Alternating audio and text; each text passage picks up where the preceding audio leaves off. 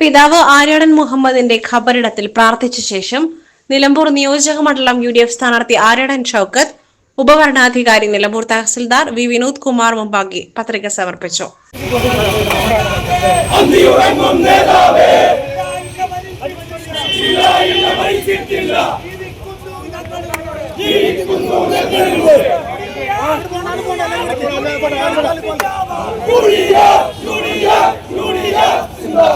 ആര്യാടൻ ഷൌക്കത്ത് എന്ന ഞാൻ നിയമസഭയിലെ അംഗത്വം വഹിക്കുന്നതിന് ഒരു സ്ഥാനാർത്ഥിയായി നാമനിർദ്ദേശം ചെയ്യപ്പെട്ടിരിക്കുന്നതിനാൽ നിയമമനുസരിച്ച് സ്ഥാപിതമായിട്ടുള്ള ഇന്ത്യൻ ഭരണഘടനയോട് ഞാൻ യഥാർത്ഥമായി വിശ്വാസം പുലർത്തുന്നുണ്ട്.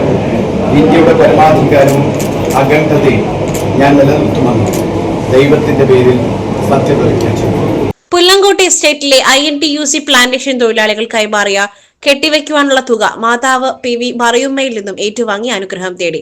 മുസ്ലിം ലീഗ് അഖിലേന്ത്യാ treasurer PV Abdul Wahab MP, VA Karim, Ismail Moothedam, A Gopinath, UDF നിയോജക മണ്ഡലം chairman CH Iqbal, convener NA Karim തുടങ്ങിയ UDF നേതാക്കളും പ്രവർത്തകരും ആര്യാടൻ ഹൌസിലെത്തിയിരുന്നു. പിന്നീട് മുക്കട്ട വലിയ പള്ളി ജുമാ മസ്ജിദ് ഖബർസ്ഥാനിയിൽ പിതാവ് ആര്യാടൻ മുഹമ്മദിന്റെ ഖബറിടത്തിൽ പ്രാർത്ഥന നടത്തിയ ശേഷമാണ് പത്രിക സമർപ്പിക്കുവാൻ പോയത്.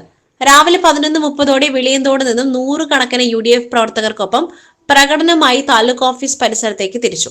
ഇവിടെ നിന്നും ഉപഭരണാധികാരിയായ തഹസിൽദാറുടെ മുൻപിലെത്തി പത്രിക സമർപ്പിക്കുകയായിരുന്നു.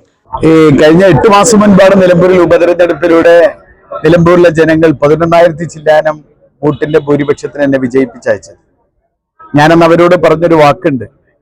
കഴിഞ്ഞ 10 വർഷമായി 9-10 വർഷമായി നിലമ്പൂരിൽ മുടങ്ങിക്കിടന്ന ഓരോ പദ്ധതികളും ഈ വരുന്ന കുറഞ്ഞ സമയം കൊണ്ടാണെങ്കിലും പരമാവധി അതിനെ പുനരാവിഷ്കരിക്കാനും പുനരുജ്ജീവിപ്പിക്കാനും എൻ്റെ ഭാഗത്തുനിന്നുള്ള വലിയ ശ്രമം ഉണ്ടാവുമെന്ന് അന്ന് ഞാൻ പറഞ്ഞതാണ്. അതുകൊണ്ട് തന്നെ നിലമ്പൂർ ബൈപ്പാസ് ആവട്ടെ, മലയോര ഹൈവേയുടെ 3rd റീച്ച് ആവട്ടെ, എടക്കര ബൈപ്പാസ് ആവട്ടെ, നിലമ്പൂർ ഗവൺമെന്റ് കോളേജിന്റെ സ്ഥലമെടുപ്പാവട്ടെ, ഇതൊക്കെ നമുക്ക് കഴിഞ്ഞ 9-10 വർഷം കൊണ്ട് നടക്കാത്ത കാര്യങ്ങൾ നമുക്ക് കഴിഞ്ഞ ഒരു 7-8 മാസം കൊണ്ട് അതിനിടയ്ക്ക് പഞ്ചായത്ത് തിരഞ്ഞെടുപ്പ് വന്നു.